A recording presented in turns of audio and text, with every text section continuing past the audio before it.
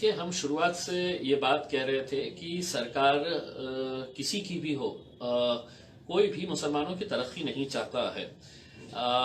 हमको ये बड़ी हैरानी हो रही है ये देखकर, ये सुनकर कि किस तरह से आज राष्ट्रवादी कांग्रेस के नेता नवाब मलिक साहब ये कह रहे हैं कि नहीं, ये मुसलमानों को रिजर्वेशन नहीं दिया जा सकता है क्योंकि ये घटनात्मक दुरुस्ती होना जरूरी है केंद्र सरकार की तरफ से।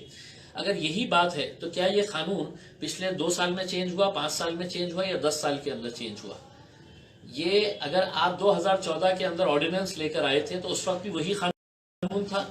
यानी कि इसका मतलब ये है कि आप सिर्फ एक गाजर और एक लॉलीपॉप देना चाह रहे थे मुसलमानों के हाथ में।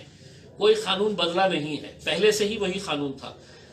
2014 से 2019 के बीच में फिर आपके जितने विधायक थे, चाहे वो कांग्रेस के हो, राष्ट्रवादी के हो या समाजवादी पार्टी के हो, क्या ये सच्चाई नहीं है कि आप वहां पर खड़े रह के जोर जोर से चिल्लाते थे और भारतीय जनता पार्टी से कहते थे कि दो मुसलमानों को रिजर्वेशन दो, तुम नहीं दे रहे हैं, मुसलमानों की तरक्की नहीं चाहते हैं करके उस वक्त मांगते थे, तो उस वक्त कानून अलग था। आज आप ये जो ज्ञान बांट रहे हैं हमें कि नहीं कानून ऐसा होना चाहिए, कानून के अंदर हम नहीं दे सकते हैं ये है करके, यानी कि इसका साफ मतलब ये है कि आप मुसलमानों को सिर्फ बेवकूफ बनाने का एक धंधा चला रहे हैं उसमें।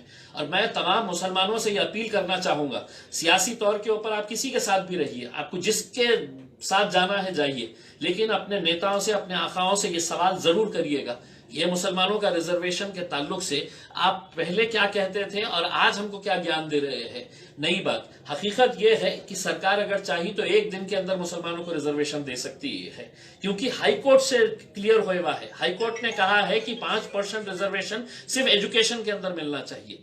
तो ये आप क्यों नहीं दे रहे हैं? आपकी नीयत नहीं है, आप मुसलमानों को पिछड़ा ही रहने देना चाहते हैं। सिर्फ आप अपनी जाती तौर के ऊपर मैं कितना बड़ा हो जाऊं, मुझे क्या मिल रहा है ये देखेंगे, लेकिन कौम के बारे में आप कोई नहीं सोचना चाहता है।